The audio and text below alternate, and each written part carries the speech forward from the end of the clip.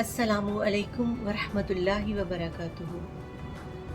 आज हम ताजदार कोनो मकाम हज़रत मुहम्मद मुस्तफ़ा सल्लल्लाहु अलैहि वआलिहि वसल्लम के सरापाए रहमत पर बात करेंगे और हमारे सामने सय्यदी शेखुल इस्लाम डॉक्टर मोहम्मद ताहिरुल क़ादरी मद्दज़िल्लाहुल आली की किताब अल वफ़ाउ फ़ी रहमतिन नबीय्यिल मुस्तफ़ा सल्लल्लाहु अलैहि वआलिहि वसल्लम है। और आज इस किताब का हम बाब नंबर 2 जिसका टॉपिक है, टाइटल है हजूर की तमाम जहानों और जुमला मखलूक़ात पर रहमत व शफ़क़त। आज आइए इसका मुताला करते हैं। इसमें जो पहली रवायत है वो हज़रत आयशा रज़ियल्लाहु ताला अन्हा से मरवी है कि आका अलैहिस्सलातु वस्सलाम का वजूद अतहर सरापाए रहमत था। आपने कभी अपने दुश्मनों और आपको अजियत पहुंचाने वालों के लिए भी कभी लफ्ज़े बद्दुआ ज़ुबान अक़दस से अदा नहीं किया था। हज़रत आयशा सिद्दीक़ा फरमाती हैं कि उन्होंने बारगाह रिसालत में अर्ज़ किया, या रसूल अल्लाह, क्या आप पर जंगे उहद के दिन से भी ज़्यादा सख्त कोई दिन आया है? आप सल्लल्लाहु अलैहि वआलिहि वसल्लम ने फरमाया कि मुझे तुम्हारी कौम से बड़ी तकलीफ़ें पहुंची हैं और मुझ पर सबसे सख्त दिन यौम उक़बा का था, जब मैंने ख़ुद को बतौर नबी इब्ने अब्द या लैल बिन अब कलाल पर पेश किया तो उसने मेरी बात ना मानी। मैं ताइफ से वापस चला आया और परेशानी के आसार मेरे चेहरे से आया थे। चलते चलते अचानक मैंने देखा तो मैं कर्न सालिब में था। मैंने अपना सर ऊपर उठाया तो बादल का एक टुकड़ा मुझ पर साया फिगन था।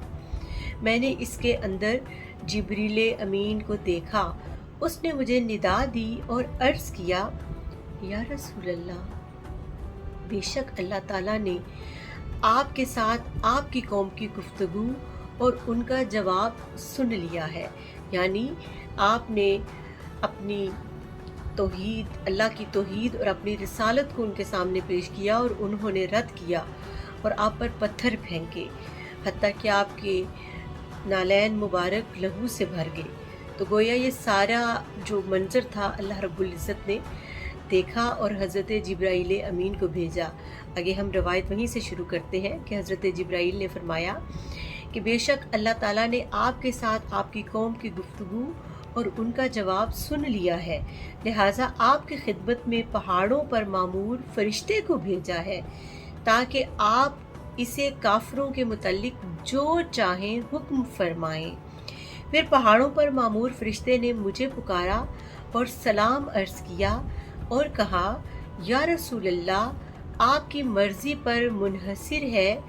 आप अगर चाहें तो मैं अख्शबीन पहाड़ को उठाकर उनके ऊपर रख दूं जिन्होंने आपकी नाफरमानी की और तकलीफ़ पहुंचाई। आप सल्लल्लाहु अलैहि वसल्लम ने फरमाया, नहीं, बल्कि मुझे उम्मीद है कि अल्लाह ताला उनके असलाब यानी नस्लों से ऐसे लोग पैदा फरमाएगा जो खुदाए वाहिद की इबादत करेंगे और किसी को उसका शरीक नहीं ठहराएंगे। ये हदीस मुत्तफ़क़ अलैह है। गोया संग खाकर दुआएं दी हैं आपने, संग खाकर दुआएं दी हैं आपने, रहमतो लुत्फ़ है और अता आप हैं। दुश्मनों को गले जो लगा लेते हैं, सब जहानों के बख्शिश रवा आप हैं।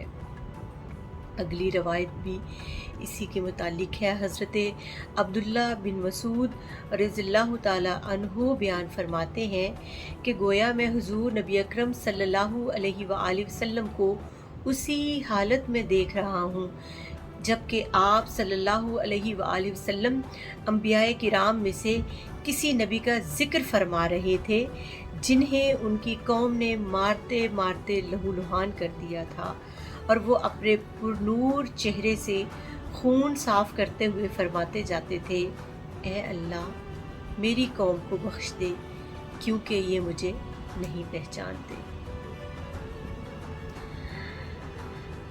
और حدیث میں الفاظ کتنے خوبصورت ہیں. قال انی لم ابعث لعانا وانما بعثت رحمہ، کہ میں لعنت ملامت کرنے والا بنا کر نہیں بھیجا گیا، میں تو سراپا رحمت بنا کر بھیجا گیا ہوں. سبحان اللہ. حضور کے وجود شفقت و رحمت سے کس طرح ایک نابینا شخص کی بینائی لوٹ آئی. حضرت عثمان بن حنیف روایت کرتے ہیں کہ ایک نابینا شخص حضور نبی اکرم صلی اللہ علیہ وآلہ وسلم کی خدمت میں حاضر ہوا اور عرض کیا، یا رسول اللہ، اللہ تعالیٰ کی بارگاہ میں میرے لیے عافیت یعنی بینائی کے لوٹ آنے کی دعا فرمائیے. آپ صلی اللہ علیہ وآلہ وسلم نے فرمایا، اگر تو چاہے تو تیرے لیے دعا کو مؤخر کر دو جو تیرے لیے بہتر ہے، اور اگر تو چاہے تو تیرے لیے ابھی دعا کر دو. اس شخص نے عرض کیا، آقا ابھی دعا فرما دیجئے. آپ صلی اللہ علیہ وآلہ وسلم نے اسے حکم دیا کہ اچھی طرح وضو کر کے 2 رکعت نماز نفل پڑھے، پھر ان الفاظ کے ساتھ دعا کرے، اللہم انی اسألک واتوجہ الیک بمحمد النبی الرحمہ، یا محمد انی قد توجہت بک الی ربی فی حاجتی حاضی لتقضی، کہ اے اللہ میں تیری بارگاہ میں تجھ سے سوال کرتا ہوں اور تیری طرف نبی رحمت حضرت محمد مصطفیٰ صلی اللہ علیہ وآلہ وسلم کو کے وسیلہ سے متوجہ ہوتا ہوں. یا محمد، میں نے آپ کے وسیلہ سے اپنے رب کی بارگاہ میں اپنی یہ حاجت پیش کر دی ہے تاکہ میری یہ حاجت پوری ہو جائے. اے اللہ میرے حق میں سرکار دو عالم صلی اللہ علیہ وآلہ وسلم کی شفاعت قبول فرما. اور اس حضور کے وسیلے سے کی گئی دعا کے تصدق سے اللہ رب العزت نے اس شخص کی بینائی واپس لوٹا دی. سبحان اللہ. معزز سامعین، اچھوں اور نیکوکاروں کے لیے تو سب اچھے ہوتے ہیں، مگر حضور کا وجود اطہر گناہگاروں کے لیے بھی سراپا رحمت تھا. حضرت ابو ہریرہ روایت کرتے ہیں کہ حضور نبی اکرم صلی اللہ علیہ وآلہ وسلم کی خدمت اقدس میں ایک شخص کو لایا گیا جس نے شراب پی تھی. آپ صلی اللہ علیہ وآلہ وسلم نے حد خمر جاری ہونے کے بعد اس کو سزا سنائی. جب وہ شخص واپس پلٹا تو کسی شخص نے کہا، تجھے اللہ تعالیٰ نے ذلیل کیا ہے، یعنی جو حد اس پر نافذ ہوئی اس پر کہا کہ تجھے اللہ تعالیٰ نے ذلیل کیا ہے. حضور نبی اکرم صلی اللہ علیہ وآلہ وسلم نے فرمایا، ایسا نہ کہو اور اس پر شیطان کی مدد نہ کرو. یعنی اگر وہ گناہ گار ہے تو اس نے اپنی سزا کاٹ لی ہے، لہٰذا اس پر لعنت ملامت نہ کرو. اسی طرح حضرت ابو ہریرہ بیان فرماتے ہیں کہ ایک حبشی عورت یا ایک نوجوان مسجد کی صفائی کیا کرتا تھا. پھر حضور نبی اکرم صلی اللہ علیہ وآلہ وسلم نے اس عورت یا نوجوان، کچھ روایات میں نوجوان کا ذکر ہے، کہ کچھ عرصہ آپ نے اس کو مفقود پایا، یعنی وہ آپ کو نظر نہ آیا، وہ غائب تھا. آپ صلی اللہ علیہ وآلہ وسلم نے اس عورت یا نوجوان کے بارے میں دریافت فرمایا تو صحابہ کرام رضوان اللہ علیہم اجمعین نے عرض کیا، یا رسول اللہ وہ فوت ہو چکا ہے. آپ صلی اللہ علیہ وآلہ وسلم نے فرمایا، تو آپ لوگوں نے مجھے بتایا کیوں نہیں؟ راوی بیان کرتے ہیں، گویا صحابہ کرام نے اس کی موت کو اتنی اہمیت نہ دی تھی کیونکہ وہ ایک صفائی کرنے والا تھا. آقا علیہ السلام نے فرمایا، مجھے اس کی قبر کے بارے میں بتاؤ. صحابہ کرام نے آپ صلی اللہ علیہ وسلم کو اس کا مقام تدفین بتایا. پھر آقا علیہ السلام نے خود وہاں تشریف لے جا کر اس کی نماز جنازہ ادا کی اور فرمایا، یہ قبریں ان قبر والوں کے لیے ظلمت اور تاریکی سے بھری ہوئی ہیں، اور بے شک اللہ تعالیٰ میری ان پر پڑھی گئی نماز جنازہ اور کی گئی دعا کی بدولت ان کی تاریک قبور میں روشنی فرمائے گا۔ یعنی حضور کی پڑھی گئی نماز جنازہ کی بدولت ان کی تاریک قبور کو روشنی نصیب ہوئی۔ حضور کی رحمت و شفقت کا ایک خوبصورت واقعہ سنتے ہیں۔ روایت ہے، حضرت ابو مسعود رضی اللہ تعالیٰ عنہ سے فرماتے ہیں کہ ایک شخص حضور نبی اکرم صلی اللہ علیہ وآلہ وسلم کی بارگاہ میں عرض گزار ہوا، یا رسول اللہ، میں نماز فجر باجماعت ادا کرنے سے رہ جاتا ہوں، کیونکہ فلاں صاحب یا فلاں امام ہمیں بہت لمبی نماز پڑھاتے ہیں۔ یہ بات سن کر آقا علیہ الصلوۃ والسلام ناراض ہوئے، اور صحابی فرماتے ہیں کہ میں نے آپ صلی اللہ علیہ وآلہ وسلم کو اس روز سے زیادہ کسی اور دن میں بھی ناراض ہوتے نہیں دیکھا۔ پھر آقا علیہ الصلوۃ والسلام نے فرمایا، اے لوگو، کیا تم میں نفرت دلانے والے بھی ہیں؟ یعنی اللہ کی نماز میں اتنی طوالت اختیار کرتے ہو کہ لوگوں کے دل میں بیزاری آئے۔ اس پر حضور نے فرمایا، کیا تم میں نفرت دلانے والے بھی ہیں؟ تم میں سے جو بھی لوگوں کی امامت کرے تو اسے چاہیے کہ مختصر نماز پڑھائے، کیونکہ اس کے پیچھے کمزور، بوڑھے اور ضرورت مند بھی ہوتے ہیں۔ پھر حضرت ابو ہریرہ رضی اللہ تعالیٰ عنہ فرماتے ہیں کہ حضور نے تاکیداً فرمایا، اگلی روایت سنیے، کہ جب بھی تم میں سے کوئی شخص لوگوں کو نماز پڑھائے تو تخفیف کرے، یعنی مختصر نماز پڑھائے، کیونکہ ان میں کمزور، بیمار اور بوڑھے لوگ بھی ہوتے ہیں۔ اور جب تم میں سے کوئی تنہا نماز پڑھے تو اسے چاہے جتنا مرضی طوالت اختیار کرے، جتنا مرضی طول دے دے۔ سبحان اللہ!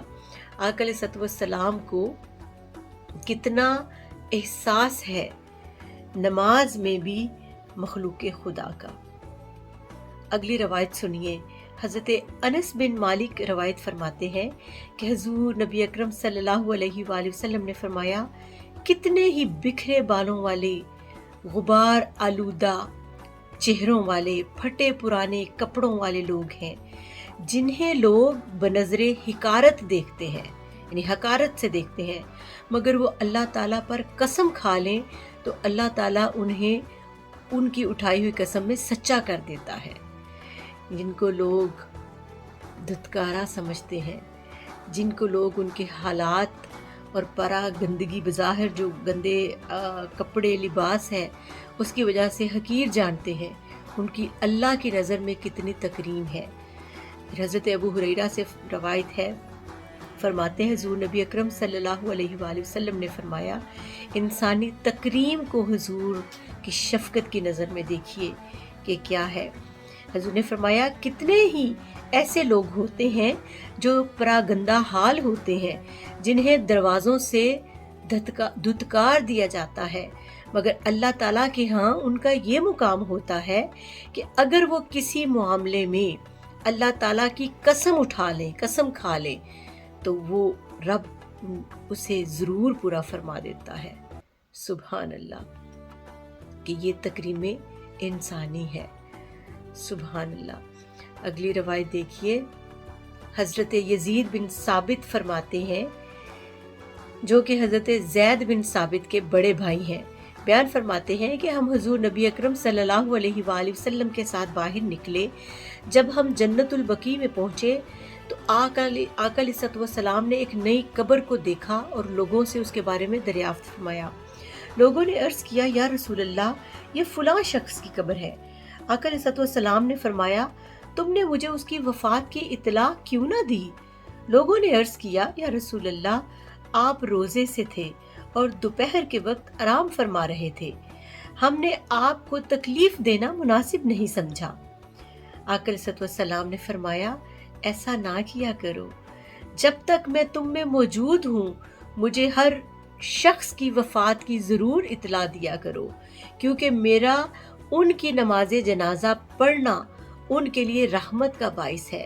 پھر آپ صلی اللہ علیہ وآلہ وسلم اس کی قبر پر تشریف لائے، ہم نے آپ کے پیچھے صفیں بنائیں، آپ صلی اللہ علیہ وآلہ وسلم نے 4 تکبیریں ادا فرمائیں، یعنی اس کی نماز جنازہ ادا کی۔ گویا اس دنیا سے جانے والے گناہ گاروں کے لیے حضور کی رحمت باعث شفاعت ہے۔ حضور کی زبان اطہر سے طائف کی گلیوں میں آپ کو پتھر مارنے والے مشرکین کے لیے بھی دعائیں نکلتی ہیں۔ کوئی غم زدہ بے کس نابینا شخص آپ کی بارگاہ میں بینائی کا سوال لے کر آئے تو اس کی دادرسی فرماتے ہیں اور اس کی بینائی لوٹانے کی دعائیں عطا فرماتے ہیں۔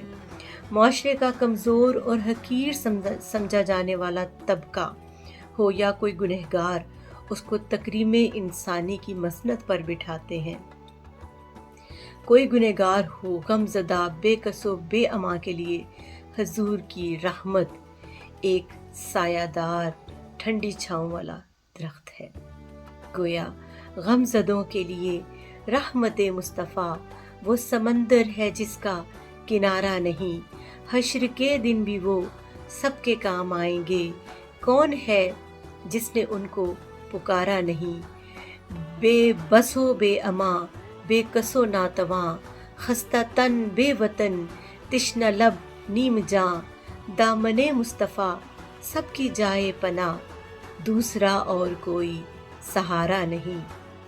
منتظر چشم رحمت کے شاہ و گدا، بے بہا ان کا فیضان جود و سخا، آئے در پہ سوالی نہ جھولی بھرے، دست رحمت کو یہ گوارا نہیں۔ غم زدوں کے لیے رحمت مصطفیٰ وہ سمندر ہے جس کا کنارہ نہیں، وہ سمندر ہے جس کا کنارہ نہیں۔